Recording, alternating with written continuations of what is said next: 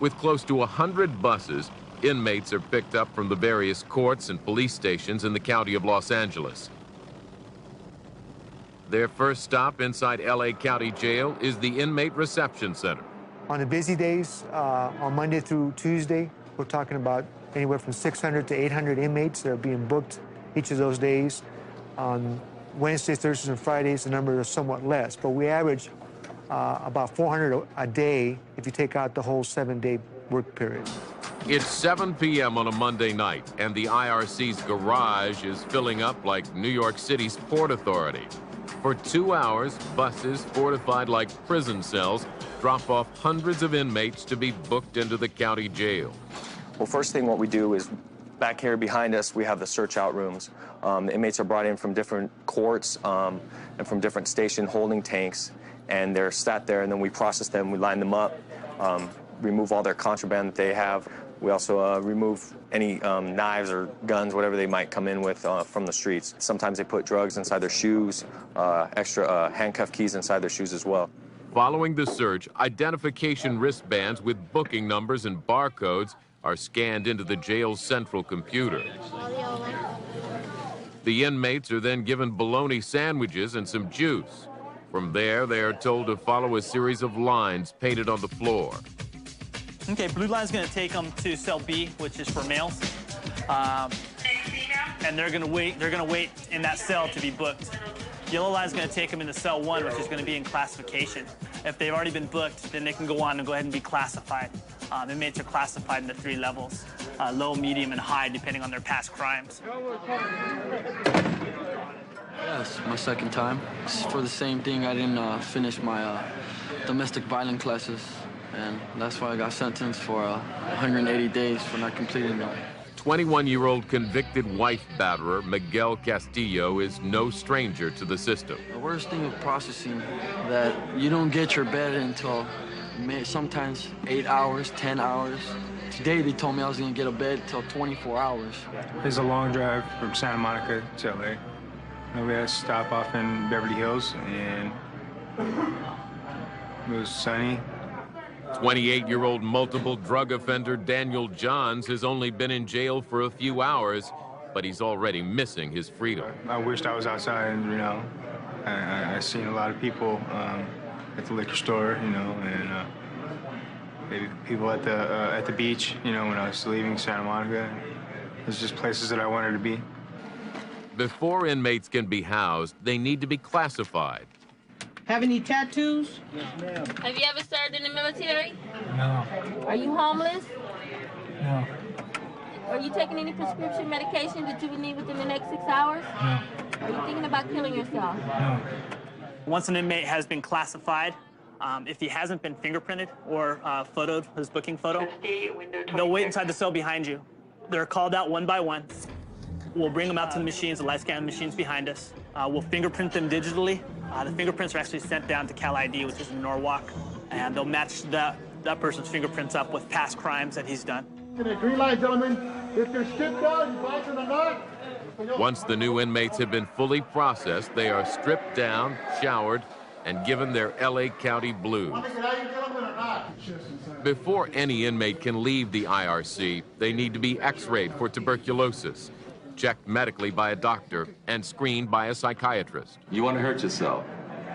What plans do you have to hurt yourself? I don't know, whatever plans I can come up with. Not put a rope in front of you, you're going to hang yourself? That's very possible. That's very possible? Very possible. Now, there are voices talking to you. Yes, there is. You hear voices telling you to hurt yourself? Yeah. With only a few minutes with each inmate, psychiatrists at the IRC have the hard task of diagnosing complex mental disorders before deciding where they are to be housed. It's 1 o'clock in the morning in the IRC, and for one inmate, the long wait has taken its toll. Everybody else sit down. Apparently, he was told to do something, and he did not comply. At that point, he became physically uncooperative, and we had to take him to the floor when he started to fight us. In cases where inmates are determined to be a danger to themselves, psychiatrists or mental health doctors may order the deputies to place the inmate in 4-point restraints. Mental health staff has ordered you to be placed in 4-point restraints. You understand that? For both deputies and inmates' protection, all 4 points are videotaped. On a busy 8-hour PM shift, staff can be asked to administer as many as 6 4 points a day. It's not for the camera. Really, the majority of them are pretty much, well, about half are cooperative. Some come up here really angry, really upset. Some just, not in touch with reality.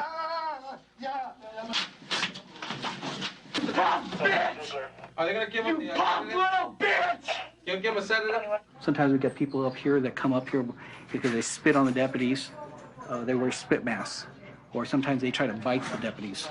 So we ask the deputies to be very, very careful. Obviously, we don't want to hurt the inmate. We try to put them in positions that are not where they won't hurt themselves or where my deputies will not get hurt.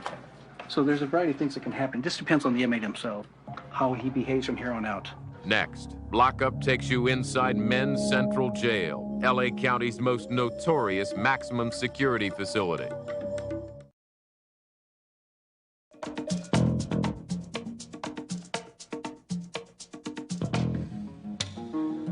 After 15 hours in LA County's Inmate Reception Center, these prisoners are sent to Men's Central Jail. Built in 1963, this maximum security facility can house up to 7,500 inmates. Larger than most state prisons, the 900,000 square foot facility is the first stop for 90% of the inmates. What you've got here is an entire population of the downtrodden. You've got the losers in society. You've got gang members. Here we have everything from DUIs, they're in here for a day or two, to 187's Mexican Mafia affiliates that are here for cases that end up going upstate pretty soon. We've had Robert Downey Jr., all the big celebrities. Straight out of the academy, sheriff's deputies are assigned to a jail before getting a street patrol.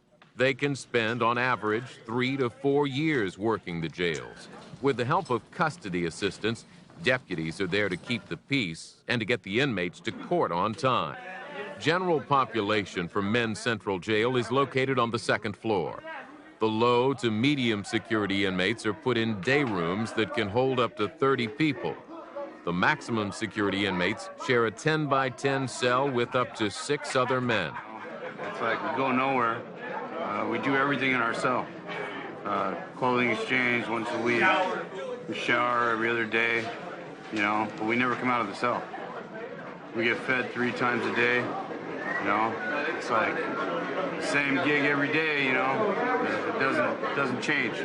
It's pretty rough, Just miss your family a lot, loved ones.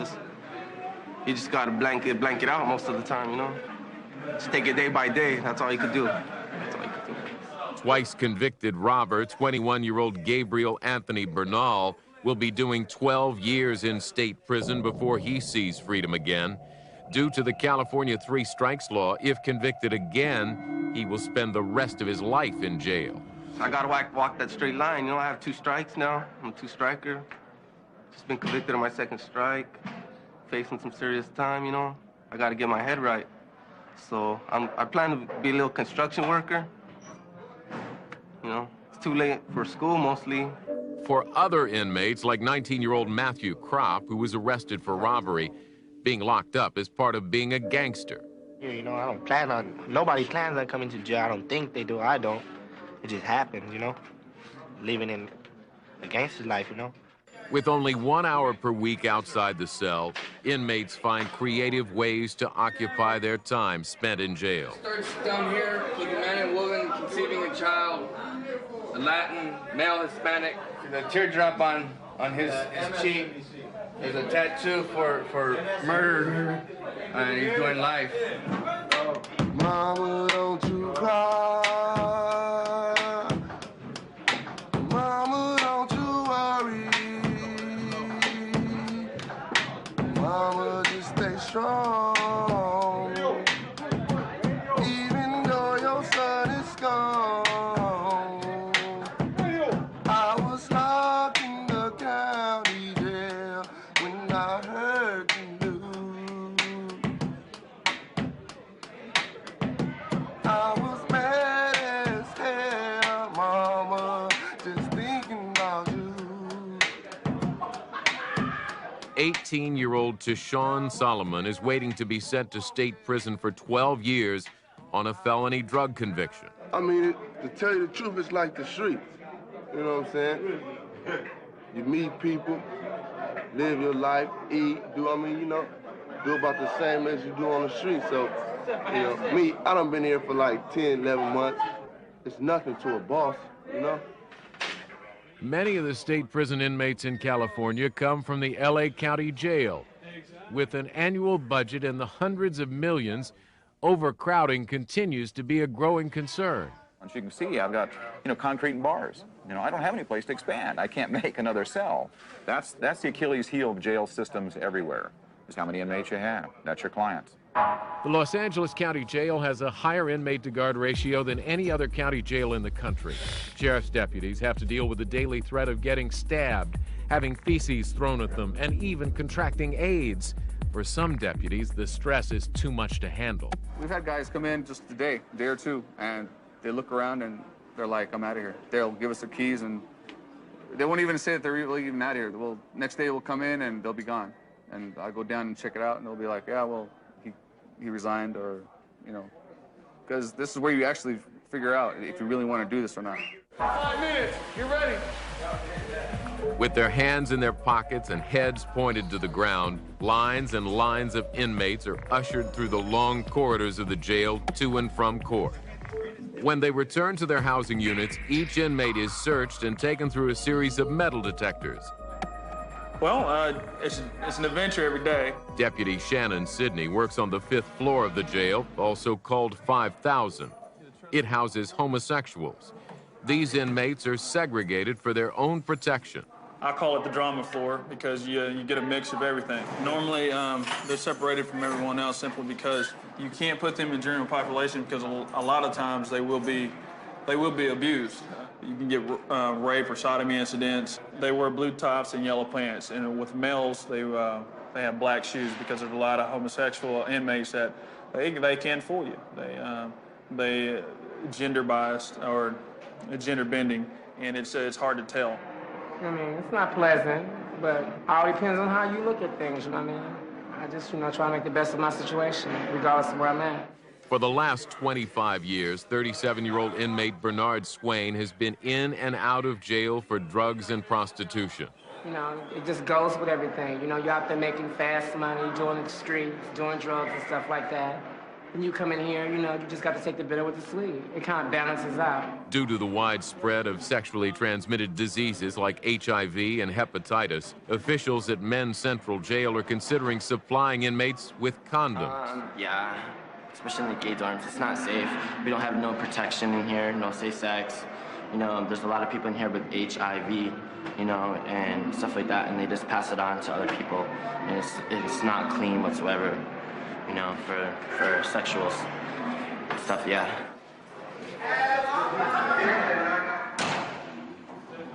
Sometimes the visitors that come to see the inmates will flash for the inmates.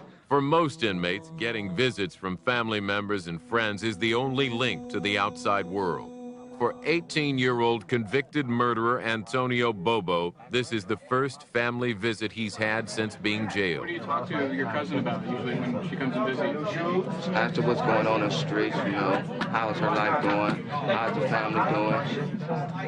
Just basic conversation. General population gets 15 minutes, 4 days a week. That's it. They're on the timers. We push the button, they start up, and they clicks when they go off.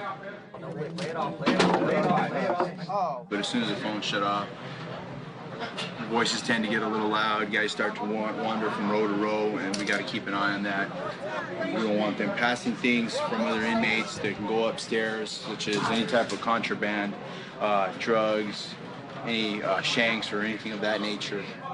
More than half of the inmates in LA County Jail don't get visitors. Next on Lockup, one of the most dangerous assignments in LA County Jail, gang intelligence.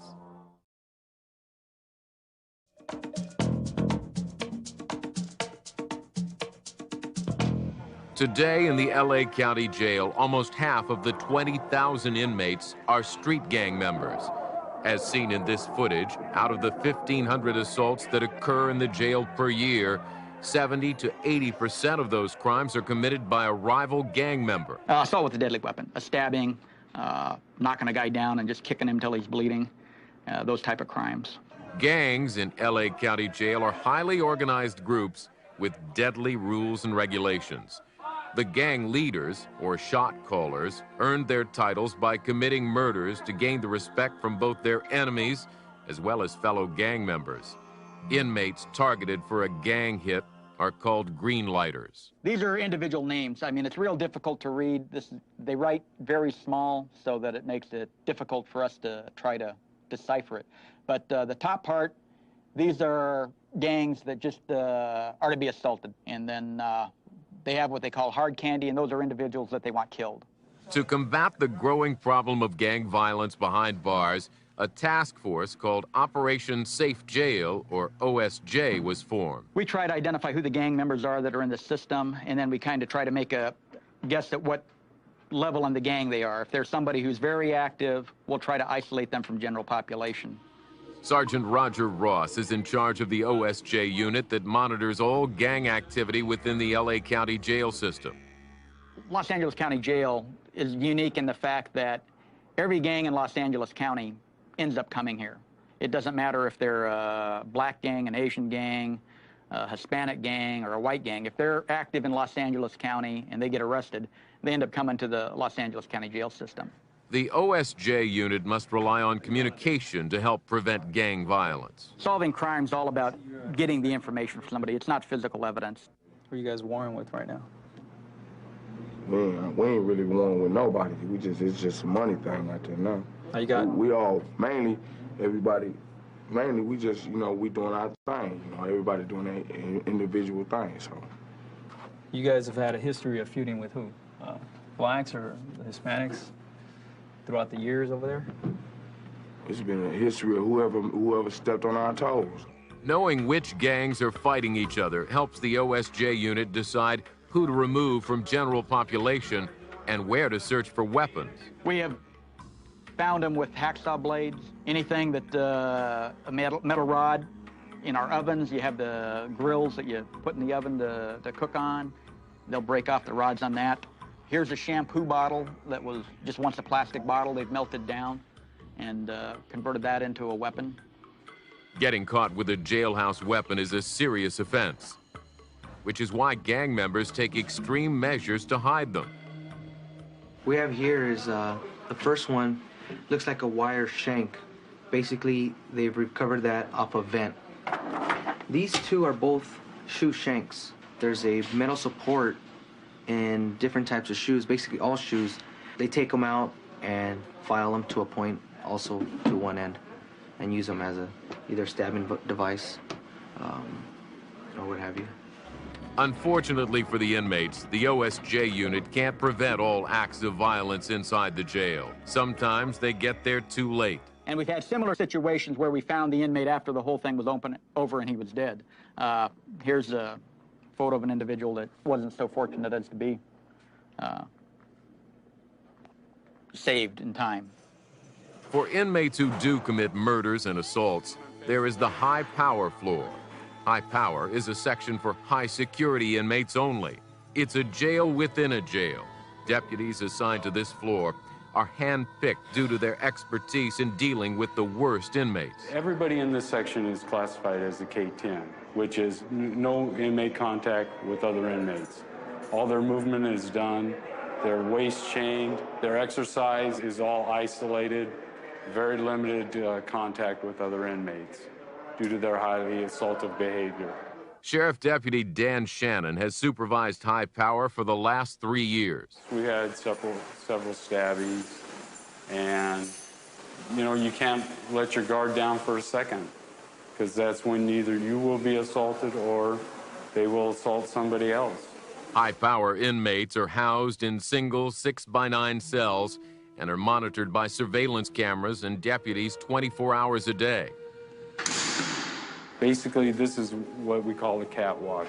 It's a security corridor for staff to go down a row and visually either do a security check, their count, or just get down the row and see what's going on. The walls are all painted black, and so that they don't see us. This is a one-way mirror, and so they can't see us, but we can see them. In case of a riot, catwalks can also be locked down to protect deputies from violence. Are you mentally insane, dude? Next, lockup takes you inside Tower Number 1, where the biggest challenge is protecting inmates from themselves.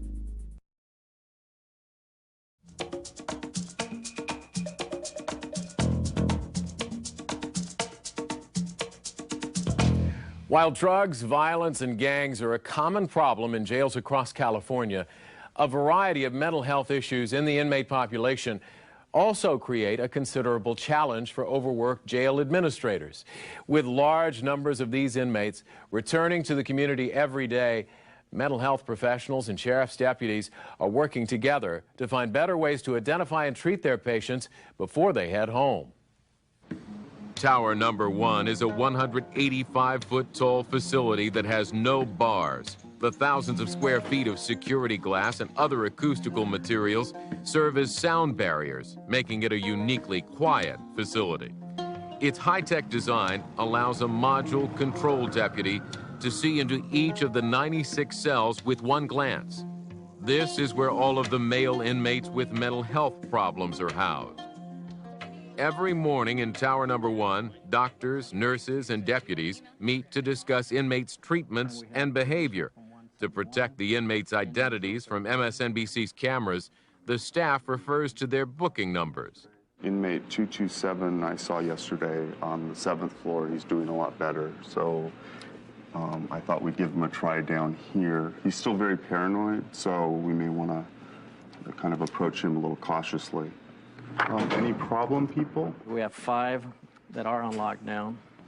We have inmate 015 for creating disturbance. He has 24 hours lockdown. That's all I have. Okay, thank you. Dr. Jeffrey Marsh is the co-team leader for the mental health program in Tower Number 1. Well, we try to get everyone's perspective on what's going on. We also try to get a feel for who's here, who's new, who's left, what we've done during the course of their stay. Dr. Thomas Klotz is the chief psychiatrist for the LA County Jail, which provides mental health services to the 160,000 inmates that come and leave jail every year. I did a high-speed pursuit because I was just sick of being harassed by law enforcement, which is the biggest mistake I ever made in my life. For inmate Timothy Matisse, who was sentenced 2 years for possession of methamphetamine, the Department of Mental Health's programs has helped him discover the problems that led him to jail. So the high-speed pursuit was related to these fears that you had? Well, yeah. The way they make it look like is they're going to say, okay, well, maybe he's schizophrenic. And if it's already known that I'm not schizophrenic and it's really happening, it's going on, then they're going to say, well, it's the drug use.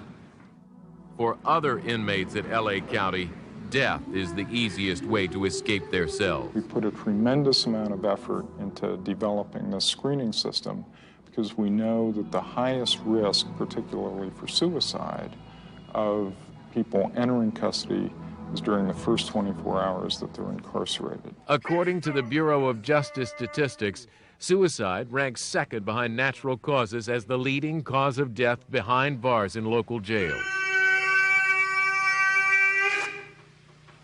Yeah, it's a strong urine smell. Do our best to keep that smell away, but that's pretty typical of a jail, especially a mental housing unit.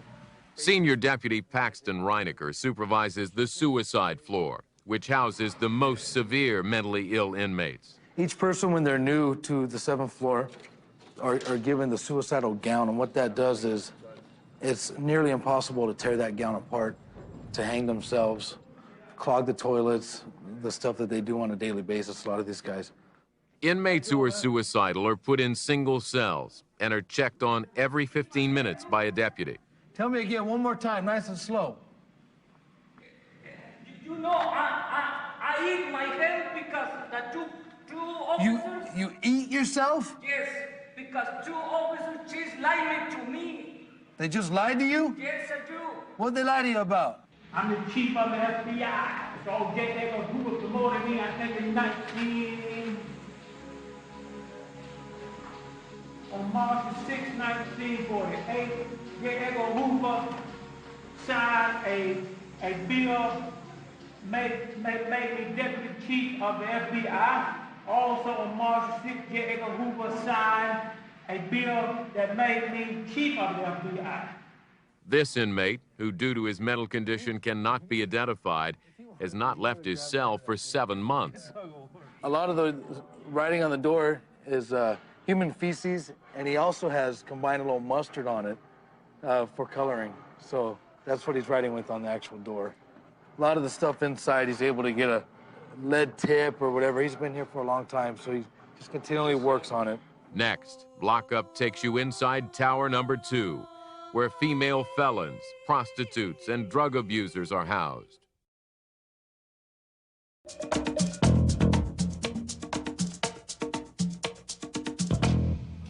Across the nation, the number of women behind bars has continued to grow at a rapid pace.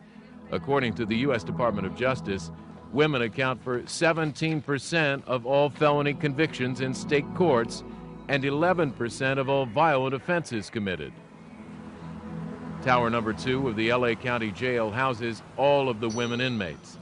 Like Tower Number 1, its modular design with no bars and high visibility makes it easier for deputies to manage the inmates.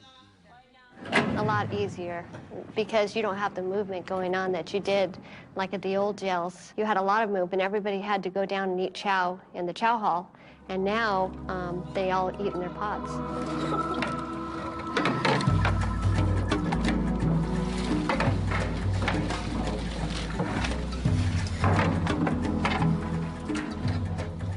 So we don't have the movement, and you also have direct supervision where everybody is moved with a deputy or a custody assistant or officer. 16-year veteran Nancy Medina is the line sergeant for Tower 2. How you doing, ladies? She's responsible for all the deputies and custody assistants on the evening shift. I start out with check-in. We check in all our employees for the shift, just specifically PMs. And then I go from floor to floor and check and make sure they're doing their jobs, the count is clear. How come you're all in there? You having a party in there? We have a certain number of inmates that are in the facility, and what we do is we have to actually count the heads to make sure that every body is where it's supposed to be.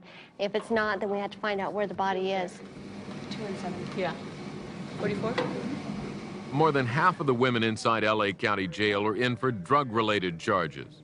I got 4 years state prison, even though, and in spite of the newly adapted Proposition 36, where we're supposed to be able to go to drug programs if we have a drug problem, and I do have one.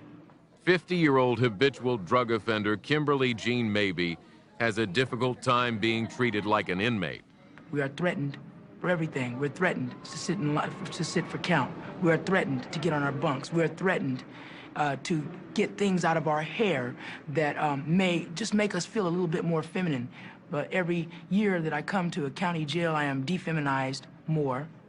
46-year-old inmate and mother of 3 children, Denise Branna, committed her first robbery at the age of 40. Number 6 is where I live. This is temporary residency, right? Okay. Come on in. You are entering my little domain. Here's my plastic mirror. I put my makeup on every day. I wash my face right here. I flush my toilet. Me and my roommate, we share this. Take time. Known to the other female inmates as Mom, Branna sees this time in jail as a wake-up call. I got a degree in child development. I work with kids. I just make the wrong choices. Maybe it's the rush of thinking, can I get away? If I do it, can I get away with it? But I had, get caught every time, But this is the wake-up call. This is it. This is all. I feel if I have to go through something like this again, we'll hold trial and jury on the street, and I'll die before I come back. That's it. Female inmates who commit jailhouse violations are brought before a review board called Sergeant's Court. We have them come down here to the hole, and then we have a hearing for them, and we decide how many days they're going to get in the hole. Okay, you're here. We're charged with fighting and creating a disturbance. Do you know anything about that? Yes, I do. So somehow she got a bloody lip. You think she bit it? Yeah, I think she did it herself, seriously, because she did lie about me having a pick in my hand trying to stab her, so... Did you hit her back? Yes, I hit her back. Okay. Depending on the violation, an inmate can receive up to 20 days in the hole. Well, I'm going to give you 8 days. All right, next time you have any kind of problems, you get a hold of the deputies. I have a problem with 8 days. Okay. Do you want to appeal it? I don't know how she got that injury, but I gave her the same amount of days I'm going to give you, which is 8 days down here. So hopefully that'll keep you from fighting again. You won't want to come back here. She's ready to go back. Once a female inmate has been sentenced by the sergeant, they are stripped of their phone, visiting, and exercise privileges and placed on lockdown. This is the discipline module, module 211. It's considered by the inmates, the whole. This button here, this is for emergencies. Custody assistant Carolina Salazar works the discipline module that can house up to 47 female inmates. You're making noise. What's your medical emergency, Gilbreth? Okay, I'll send the trustee over to get you some, okay? I like it. Solitude, gives me time to think. I ain't got to worry about nobody, being too close or, bothering me. Just me and my own thoughts. With only 5 days left in her 20 days of isolation in the hole for fighting, 37-year-old inmate Kine Haynes discovered ways of breaking up the monotony. Well, you could talk through the vents. It's like right here, in the sink part right here, there's holes, and you can communicate with your neighbor. But I used to communicate with my neighbor, but she left today. Were you happy for her? No. I wanted her to stay. Because she used to sing to me every night. I'm not gonna lie. I wanted her to stay. That's selfish, but I'm a selfish one. 30% of the women incarcerated in LA County Jail have a significant risk of mental health problems.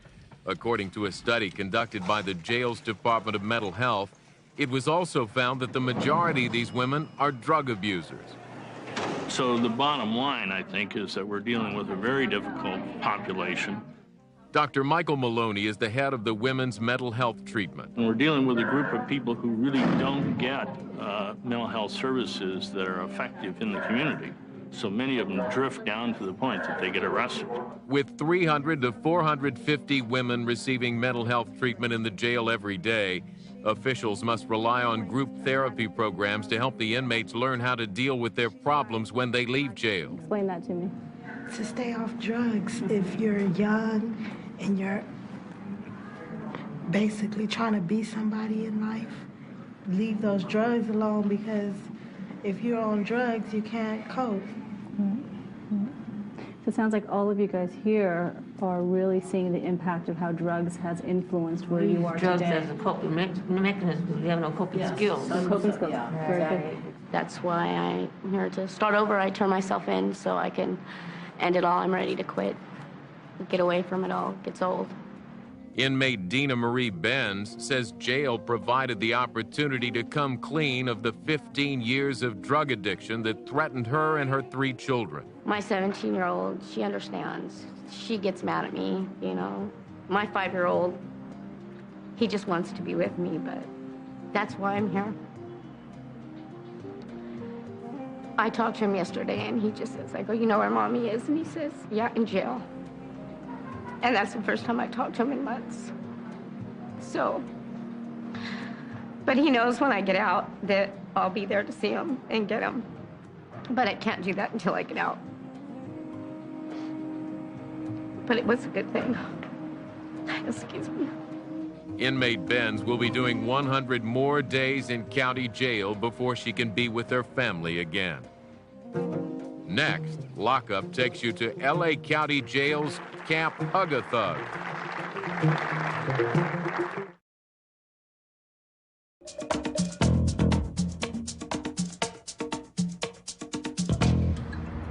In the 2000 elections, California voters passed Proposition 36, endorsing treatment for nonviolent drug offenders. According to the Bureau of Justice Statistics, criminal activity usually drops more than half after offenders receive substance abuse treatment. The LA County Jail's answer to this growing trend in reducing recidivism is the Biscalous Recovery Center. And here they get a very intense, very emotional, very personal contact, and we stress accountability on everything they do here. Often referred to as Camp Hug-a-Thug, the Recovery Center encompasses a drug abuse program and a batterer program for men convicted of a domestic violent crime. It's generally set up for someone to a low to a medium security inmate. We look for someone who's feeling that they want to show a commitment to a program. They want to see it through. Upon entry to the Recovery Center, inmates are greeted by an elaborate koi fish pond and waterfall, with housing units equipped with clean carpets, air conditioning, and lots of windows for sunshine. The only physical remnants of jail is the perimeter fence and razor wire. To just be a happier person, I have a lot of hope today. I never had hope before, and I know as soon as I'm done with this program, I'll be one happy person. 24-year-old inmate and drug addict Anthony Trujillo has been in the Impact Drug Treatment Program for 90 days. I was skeptical at first. I mean, I came in with the attitude of asking everybody, does this work? Is this really gonna work for me? Because that's all I wanted to do, is just let me know if this is gonna work, what I gotta do to work it, and then I'll be okay. You have a talker, that means you have to have a listener. So you have to have communication with an open mind. Agree? Agree. So let me ask you this. What prevents communication in an open mind? Three-letter word. Ego. Oh, my God. Ego. Ego. Everything's going okay. So how can we prevent disunity? Communication and open-mindedness. Getting addicted to drugs is like crossing a highway. You know what I mean? It started out 2 lanes when you got using drugs, but now it's like 20 lanes, and you don't know how to get back across. For 44-year-old inmate David Hines, the Impact program is helping him deal with his 20 years of drug addiction. I thought I was the baddest man in the world, but everybody has fears, and they let you walk through them, come back around and introduce yourself to them, and then keep on going with your life. The counselors, I'm gonna tell you, they work with us like you wouldn't believe. They really do. Can I ask you a question, Wayne? Yes. What are you going to get by being right? To me, I would say a feeling of satisfaction. And why did you do drugs? To feel good. Feeling of satisfaction. Feeling of satisfaction, feeling good, yeah. Let me ask you this. Do the ends justify the means? No. You answered your own question. Okay. 75% of the inmates enrolled at the Recovery Center are not rearrested for the same crime, according to a recent survey conducted by county officials. Upon an inmate's completion of either the substance abuse or batterers program, they're given a graduation ceremony and a certificate. In order to break the cycle of violence is extremely difficult, because you have to get honest with yourself. And that process will take you through a lot of valleys, places within you that you've never seen before. And I want to congratulate you gentlemen again on taking that journey. Former drug addict and wife batterer James Beard is the head counselor for the program. What we do is basically say, you put yourself in this chair. You can't blame anybody. You can't blame the judge. You can't blame your wife, your mother, your father. Ernest Lizelle Jewett.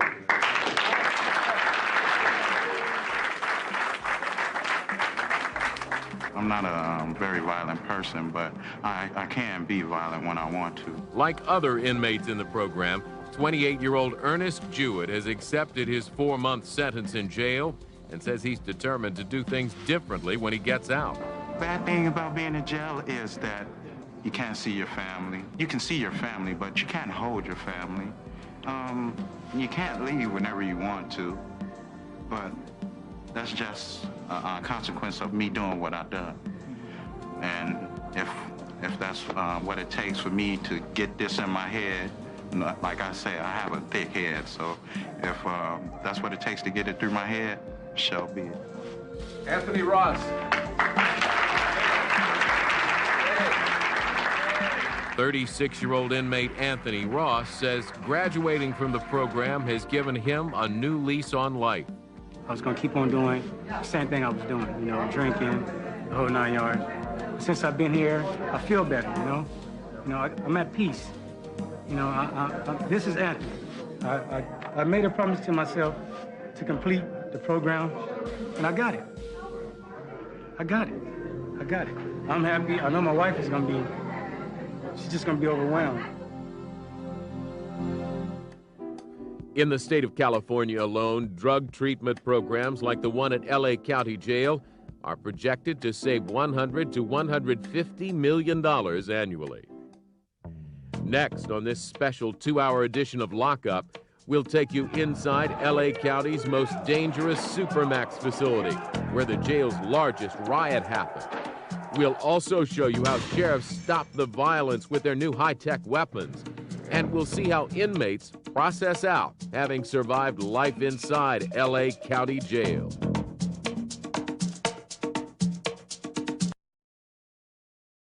Due to mature and graphic subject matter, viewer discretion is advised. There are 2 million people behind bars in America. For the next hour, we open the gates. Lock up. New York tops the list, but Los Angeles is one of the safest major cities in America. Still, the Los Angeles County jail system is enormous. It's run by more than 13,000 employees and is the largest sheriff's department in the world. It houses more than 20,000 inmates in 8 different facilities, all waiting for trials, transfers, or release. Let's go inside LA County Jail's Supermax facility that holds the city's most violent inmates.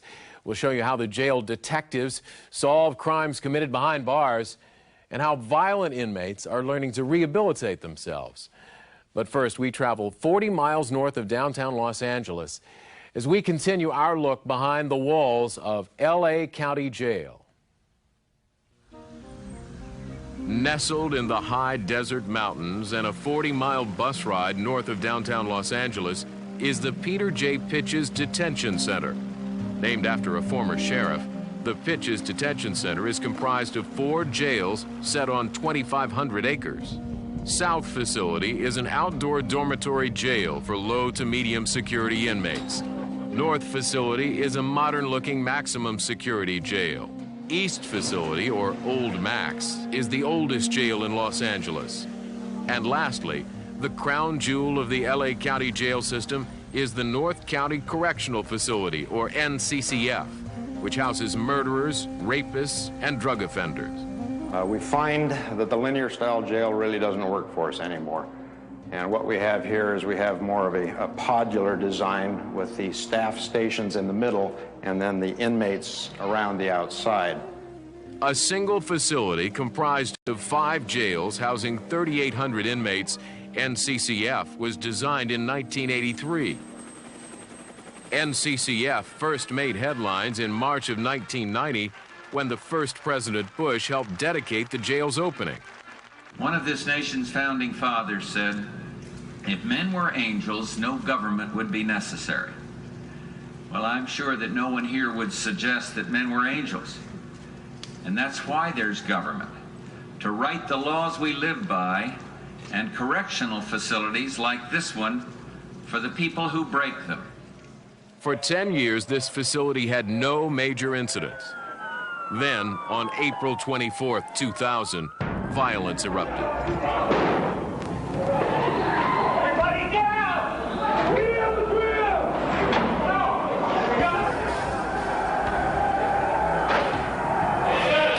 It was 1 o'clock in the afternoon when a racially based riot broke out between 50 to 60 black and Hispanic inmates. The surveillance video from this incident is still being withheld by prison officials for legal reasons. But the fighting within NCCF lasted for approximately 30 to 40 minutes in one of the largest riots that LA County Jail has ever seen.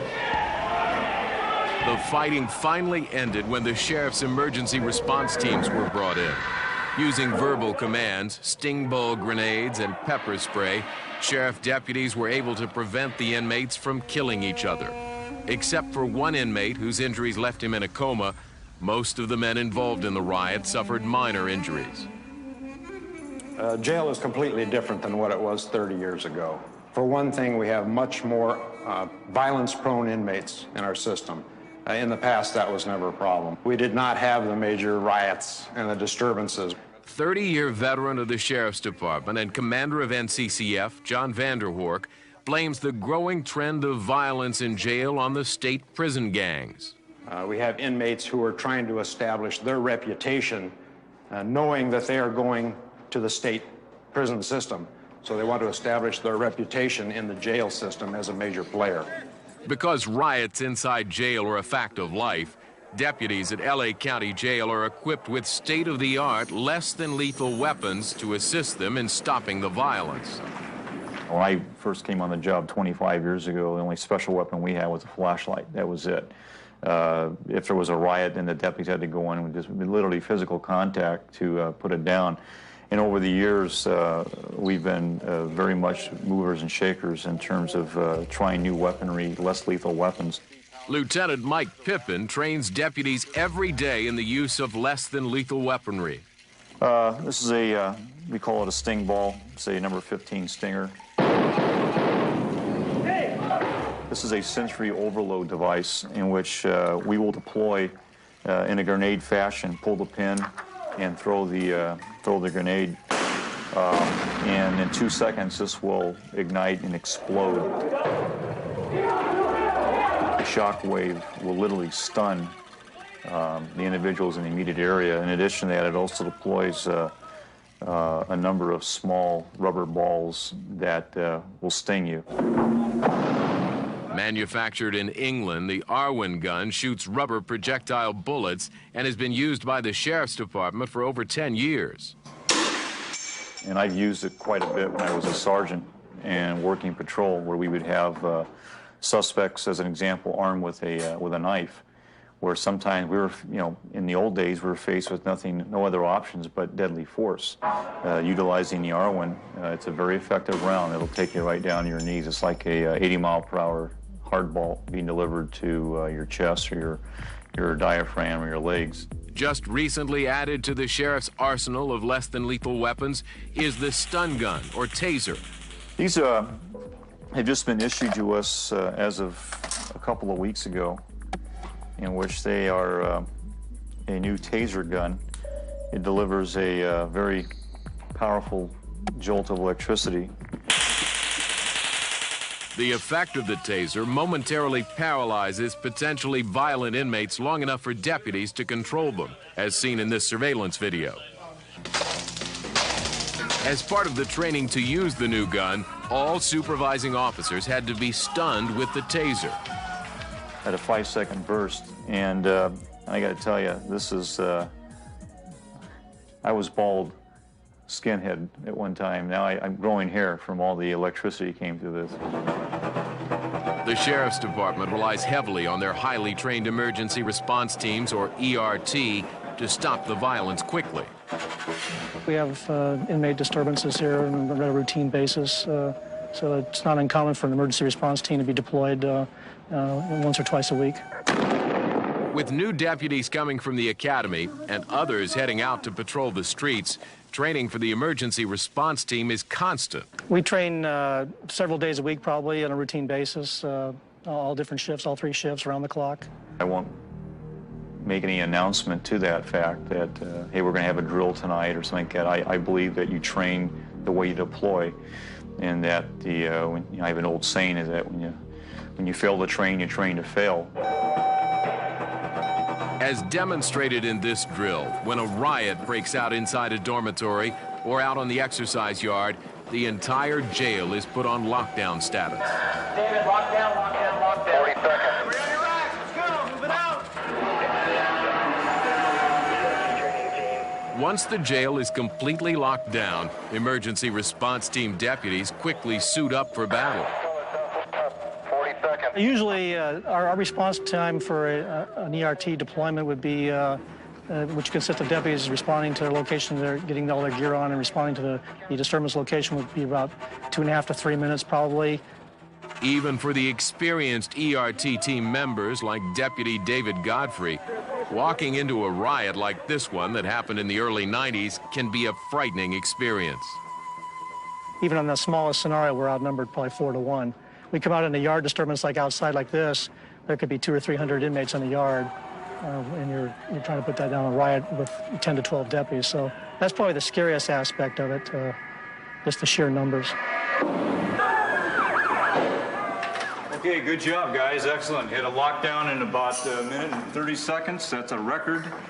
After each training exercise, deputies are critiqued and evaluated on their performance during the drill. Do it like we trained you. Bring it up and snap it. Bring it up and snap it. When you get out there and things get real tight and people are throwing things at you, you know, that's the last thing you think about. And you think about snapping it. Don't. Because if it breaks on you, all you got is a big club. And that's not going to do you guys or your team or anybody else any good. Next, lockup takes you inside 900 Max, NCCF's 24-hour lockdown jail.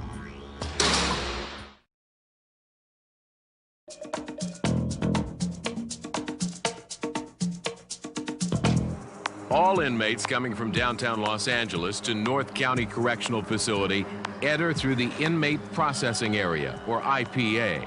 Typically, we get anywhere from 3 to 4 fish lines per day. Each fish line consists of approximately anywhere from 45 to 55 inmates. These are newly assigned inmates, first time here at NCCF. In the inmate processing area, the prisoners are searched again for any drugs and weapons. Basically, what they're doing is we have them squat and cough, and if they did secrete anything in their, rectal area, by coughing, it helps bring it down to dislodge it. Once the inmates are searched, they are given new clothes and are assigned to a building depending on their security level. If they are high security, or also known as K-10 status, they are housed in 900 Max. Everything. Drugs, murder, just everything. Everything. You name it, they're in here for it. All inmates in 900 Max are housed in separate cells and can be locked down for up to 24 hours a day. When the inmates are moved, they are put in handcuffs and are escorted by at least 2 deputies. Deputy Sal Romero says dealing with the dangerous elite in 900 Max is all about respect. You respect them, they'll respect you back. You kind of earn the respect. You can't just go in there and try to,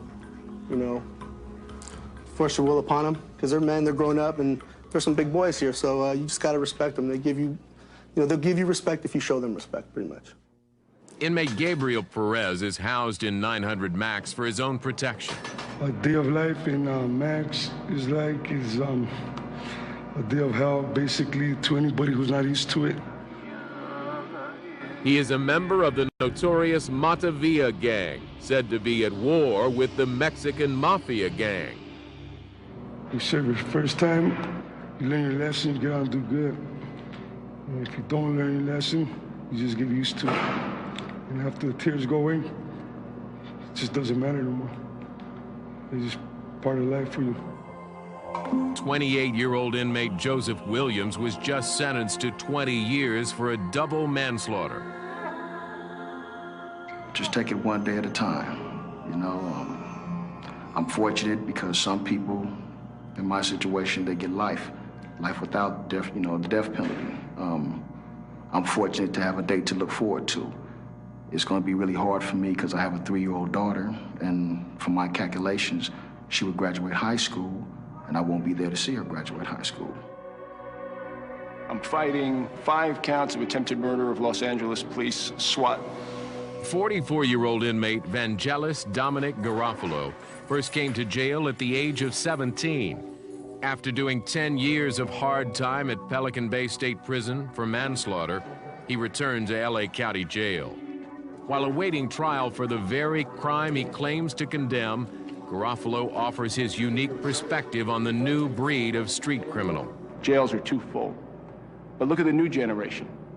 Carjacking. These kids will go out, stick a gun in someone's face to go joyriding in a car and turn a misdemeanor crime into a death penalty case. Because 7 out of 10 times they carjack, they kill the person they steal the car from.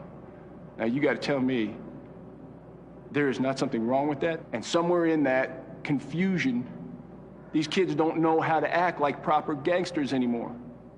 When my dad was a small-time mafioso back east, he used to say there's 2 kinds of gangsters. There are thugs and there are gangsters. Thugs come and go. Gangsters are about making money and respect. And if you're gonna be a gangster in this life, there's 2 things you gotta know.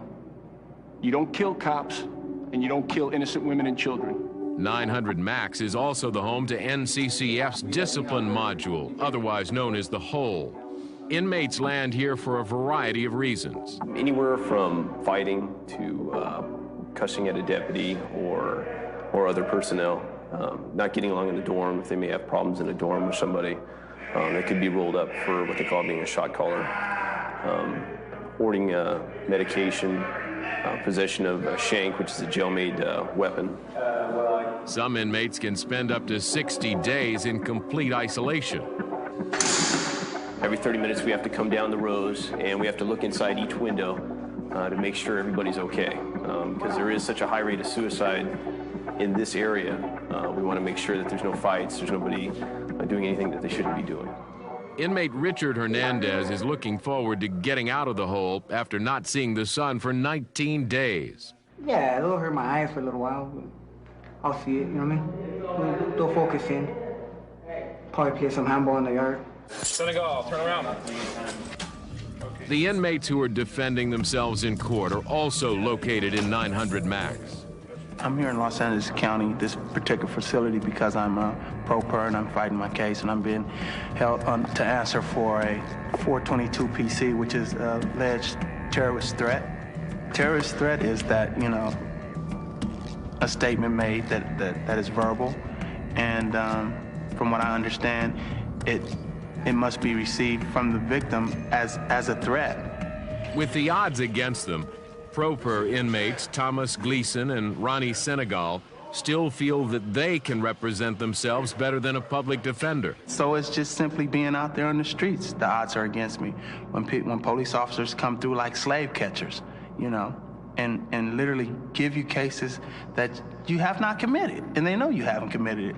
But to gain the conviction, and the actions from some of the courts are atrocious. Well, the representation that I had, I felt he was incompetent. You know, I'm facing 42 years of life, and I just took it into my own hands. I felt I could represent me better because I was at the incident. You know what I mean? Can't nobody represent me from just paper drawn up. And the representation that the people gave me was nothing. He just was coming in there doing his thing, and I felt like, nah, I didn't feel comfortable with him. These inmates could spend up to 2 years in 900 Max waiting to present their defense in a court of law. Next, Lockup takes you inside the Jail Investigations Unit, where crime fighting happens behind the walls of LA County Jail.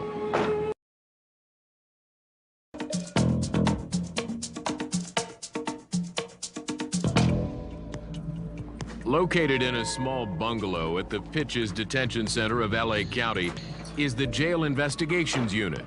Deputies assigned to this group try to solve the thousands of crimes that happen within the walls of the jail each year.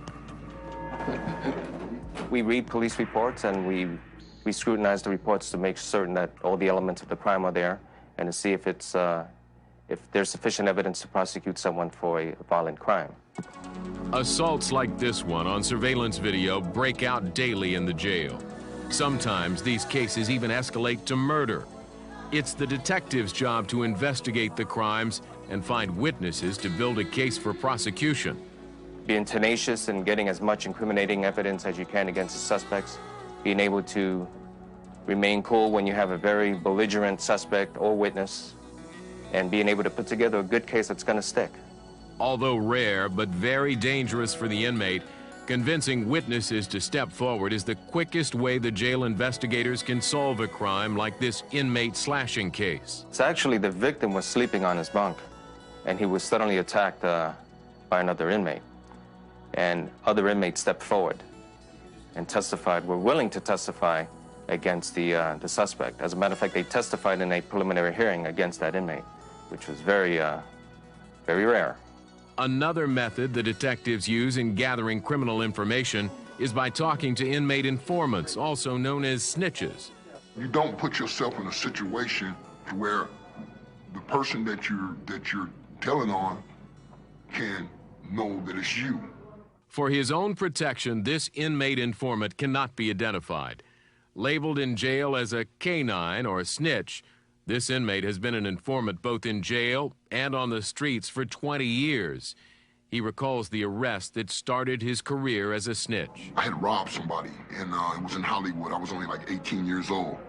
And I hid from the police up under a car, and I thought they were gone, and they wasn't. So the arresting officer told me, hey, look, we can work this out, you know what I'm saying? He said, it seems like you're a cool guy, you just caught in a bad position. So he asked me to make some buys for him, and we forget about this, and I did. And then ever since then, I've been had the label. Even though he's safely segregated from the general population, this snitch will always give up information when he feels his life is in jeopardy. You know, he could be not trying to just stick me, he could be trying to stick anybody in the dorm, and that keeps the dorm slammed down and we lose all our program. Deputies regularly search inmates' living quarters for drugs and weapons, using information from informants. Everybody stop where you're at, don't move. Two upstairs. Somebody turn off the TVs, please. Listen up, we're gonna be dorm search, everybody's gonna go in the day room just as you are. Hurry up in the shower. Don't get up, don't put any shoes on, just how you are, let's go, line it up. Before the dormitory can be searched, all the inmates are removed from the area and stripped down. All right, listen up, everybody. Strip it down, put all your property behind you. What I feel is by them checking your stuff, it should be something involved, like, say, for an example, like a certain inmate in some type of problem or riot or something like that. 36-year-old inmate Kendrick Dwayne Wyatt, who's in county jail for burglary, feels the dorm search is unwarranted. Like, sometimes that brings tension when there is no tension there. That brings tension to the inmates. And I'm hoping there is no tension will be involved as this matter. For almost 2 hours, deputies armed with latex gloves searched the inmates' bunks and belongings for razor blades, drugs, and other contraband. I've known recently that the welds on the bottom of the legs, those bust off sometimes when they lift them up and do things with them. So they'll stick things in there, drugs and cigarettes, lighters, things like that they can get in. They take the razors out of the razors we use for them, and they wrap one end to protect themselves, so you'll take them out of here. They'll take apple juice and other juices, stockpile them. There's only one here, so that's not a big deal, but if they get a bunch of them, they'll use them to turn them into a kind of a jail-made alcoholic beverage called Pruno. And they're not allowed to have articles like this. They'll use books. One time when I first got here, they used the back of a Bible to slip hacksaw blades in, and then they use those hacksaw blades to effect an escape out of one of the buildings. This was folded up in what would appear to be a bookmarker, so that we would just go, oh, well, that's a bookmarker, leave it. If we weren't looking for things, we wouldn't find it. Like a game of chess, inmates try to outwit the deputies by finding new and different ways to break the rules. Yeah, right up here, Deputy Cheshire found where they pulled off the caps off the lights, and to expose the wiring, what they do is they basically hot wire it and get a little spark and light stuff on fire. They can either get, they basically smuggle tobacco in here or drugs, they can light it off of that. Disciplinary action is given to the inmates that are caught with illegal items. What we'll do is, like these guys that have razor blades on their bunk, ask them about it. Hey, yeah, it was mine. Okay, then what we do is write an incident form out, and we send them down to our adjustment center down 900 building. For 37-year-old inmate Perry Scranton, the dorm search is just part of being a prisoner. Well, actually, it don't feel too well because, nobody likes people going to their personal property, but it's something that has to be done. It's their job. They got to make sure that everything is right. After the search, inmates return to their cells to clean up the mess. Next, lockup takes you inside Old Max, LA County's 50-year-old maximum security facility. And we'll see how 2 new inmates are dealing with their first week of being behind bars.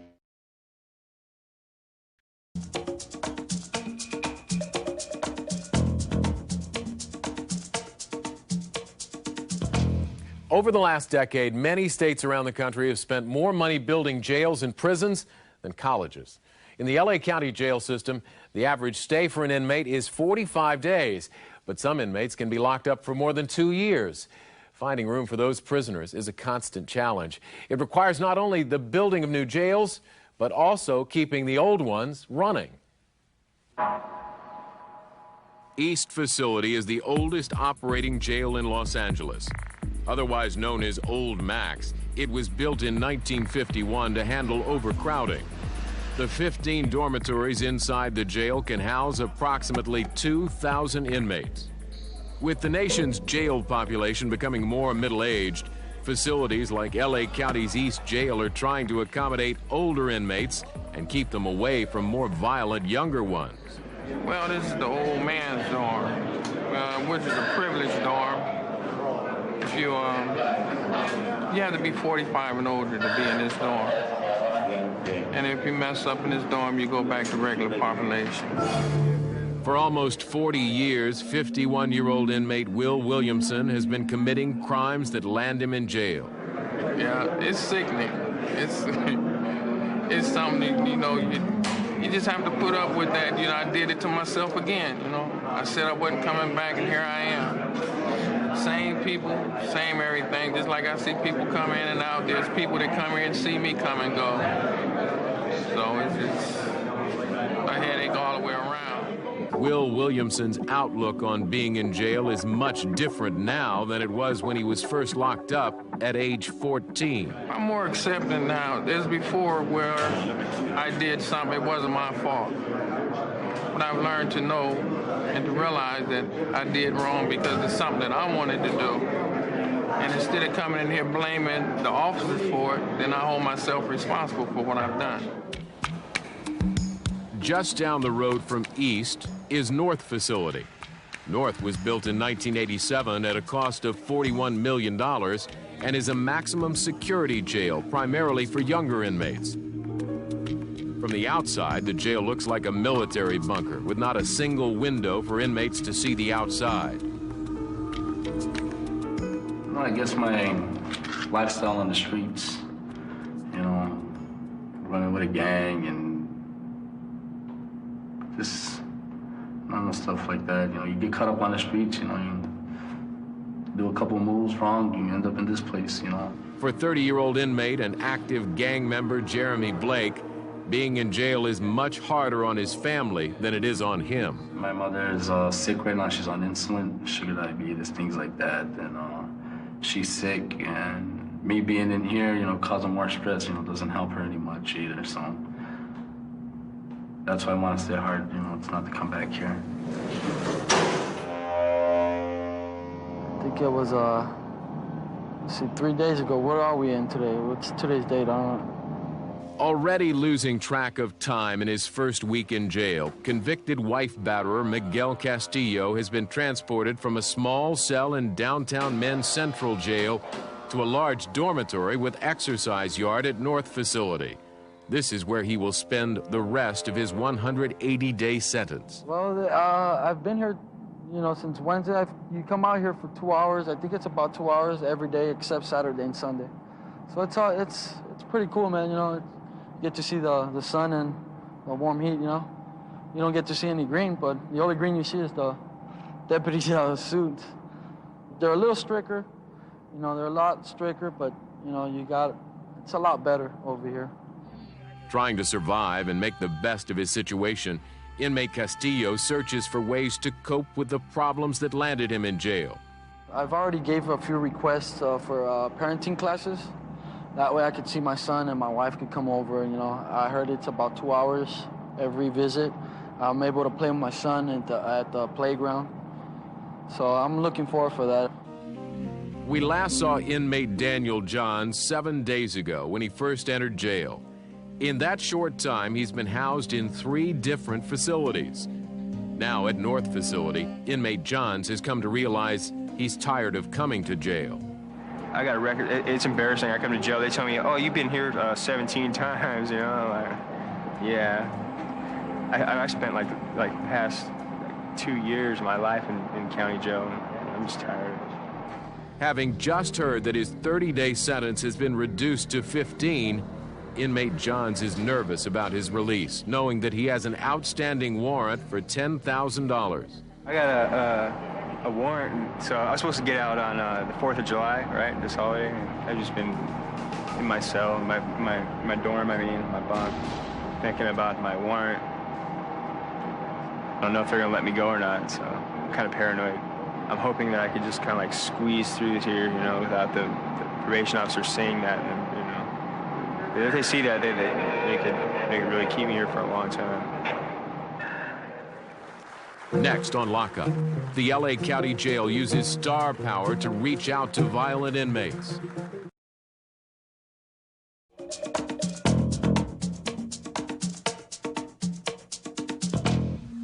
Often, when inmates leave LA County Jail, they encounter problems getting a job due to lack of occupational skills.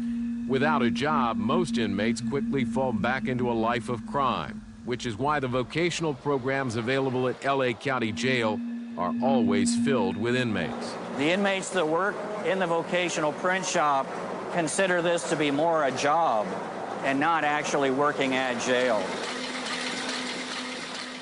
Regardless of their crime, all inmates are offered the chance to work while in jail. We don't assign them to work with anyone. We don't assign them what machines they're going to be on. We let them make all their decisions. They've made decisions for their life. This is part of their life, and they have to pick up the tools that we offer them. And if they can improve themselves, then it's, again, a decision that they made. Getting a job outside of jail is only half the battle against recidivism, which is why new programs for inmates are encouraged at LA County. Elected Sheriff Lee Baca and NFL Hall of Famer Jim Brown have started an intensive self-improvement training course for inmates inside the LA County Jail. The course was originally designed to help reduce the racially motivated violence that was occurring daily within the walls of the jail. We needed to take that environment and make it a productive one where people can actually reflect on their problems, get involved in our programs, and leave this jail better than they were when they came in. The program is called AmeriCAN, and it is a 60-hour program that takes 42 days to complete. AmeriCAN accepts any inmate regardless of their arrest charge and past criminal history. It's important because it teaches an individual to take control of their own lives. It gives them life skills, fundamentals, which allows them to understand how to succeed. A lot of people don't receive those from their parents. Well, what you need is conscientious effort that's placed on education of all kinds, an investment in that, a real investment in it. You're going to always need strong, fair, just law enforcement. So what I'm saying to you is you need a balance. You must put it into the education, but you also must deal with the incarceration properly. That's the fair way of putting it. The rate of racially based disturbances like this one, captured on surveillance video, used to be about 1 per month. But jail officials claim that the AmeriCAN program has drastically reduced the number of incidents throughout the jail. There's a certain rule that blacks stay with blacks, Hispanics stay with Hispanics, the whites stay with whites, and you can't intermingle. I mean, you can high and by, but there's a certain tension that you got to experience. It's like, you know, any given moment, you can get into a fight, all-out brawl. Inmates like Jeffrey Glaze say the program helps break down the racial barriers that lead to violence. Now I got some hope, and that's real. You know, I don't want to sound cheesy or nothing, but this program really turned my whole thinking around. and I have to help myself. It ain't all about what they can do for me. I mean, they cram it down you. It's 15 chapters, and they make sure you know it. They do a real good job, and it's taught by fellow prisoners that most of them have been locked up or have came from the streets or ex-gang members or what have you. Having spent 17 years of his life behind bars, 32-year-old inmate Michael Graham is looking forward to his job as a scaffolding worker. I wrote and got a real good job from here, and got a reply, yes, they're willing to hire me, and things are looking pretty good. Upon successful completion of the course, inmates are given a graduation ceremony. For this year's graduation, they were treated with the appearance of a special guest speaker. Somebody says, what motivates you? I said, injustice.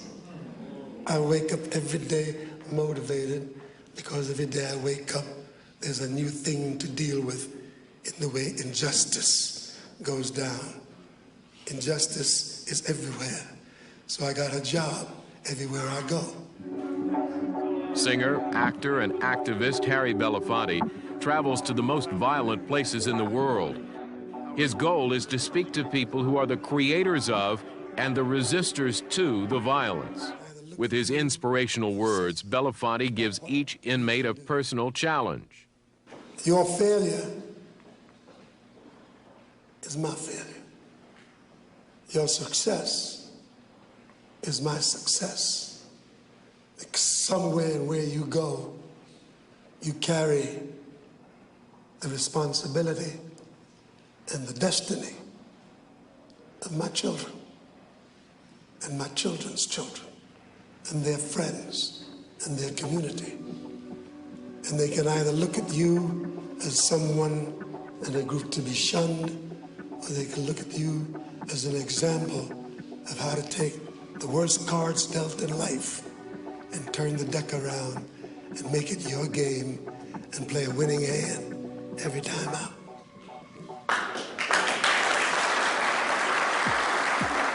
Get the community to focus on something it can have faith in, and for that institution to then move to the outside world and says, you must look in a very different way at how the prison population is being treated.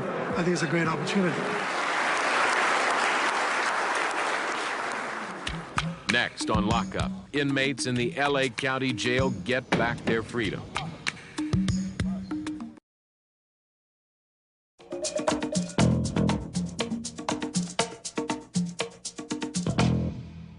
I hope to reacclimate myself into society and become a positive role model for somebody somewhere, or at least be able to stand up like I'm doing right now, except without county blues on, and tell them you don't want to go there because they're going to treat you like you're not human. Back to the neighborhood and kick it? Try to find a job to take care of my wife. Smoke me a cigarette and buy a Pepsi.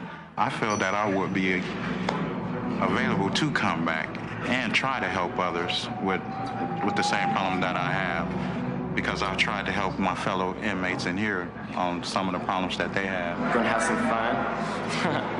I don't know, take a shower, go to Denny's. If my wife was here with me, I would like to go out and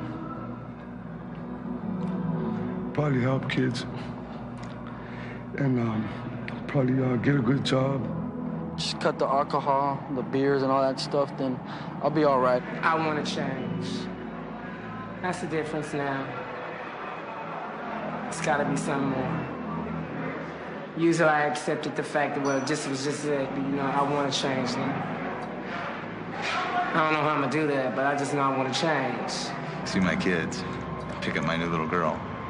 Well, this time I'm trying to program for one. I never get out and try to program, you know.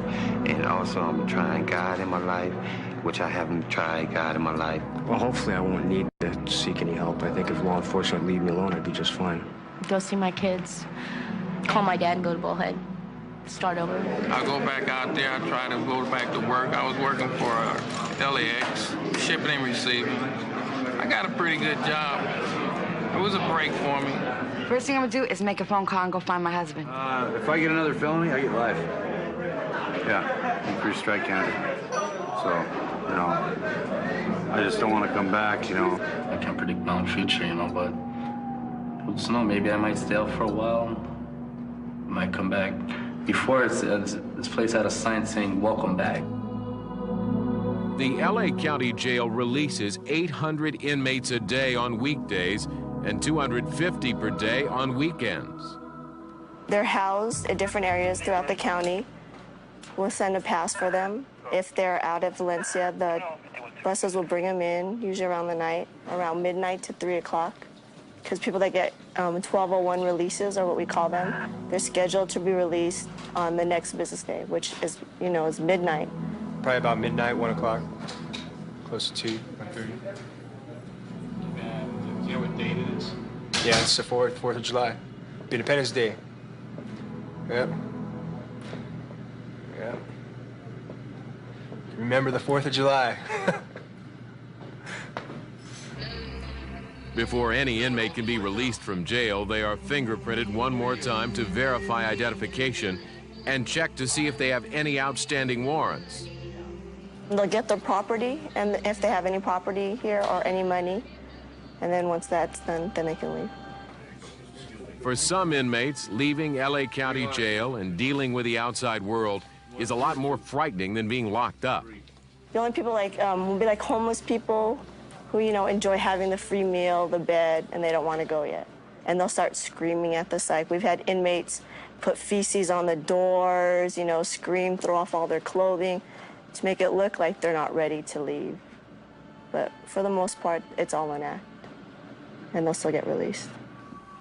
Because the streets of LA offer no support for inmates trying to get back on their feet, the Sheriff's Department created a community transition unit to help former inmates with the basic necessities. Well, part of the process is to begin changing a system that was primarily focused on incarcerating people. And although we've, for decades, had thousands of inmates involved in educational, vocational programs, what we were not doing was linking them with community resources. Lieutenant Mike Parker supervises the Community Transition Unit, which assists inmates in getting jobs and finding a place to live after jail. In the first few minutes when somebody gets out of jail, I hear from inmates, social workers, homeless shelter people, you name it. The first few minutes when they leave the jail is the most pivotal. We are here to try to assist you at some housing, whatever you need, transportation, California ID, job developer. Are there any special needs right now? Yes. What, like what? I need housing and I need employment. Okay then. For Curtis Calloway, the Community Transition Program couldn't have come at a better time. Because I need help. That's basically it. No matter how I may speak or sound, I need help. That's what it is, because I'm not a bad guy, I'm a good guy. But it is simple fact. One time I used drugs at one time, right? And then out of straight stress, and I didn't know which way to turn. Cut your wristband off? Cut it off?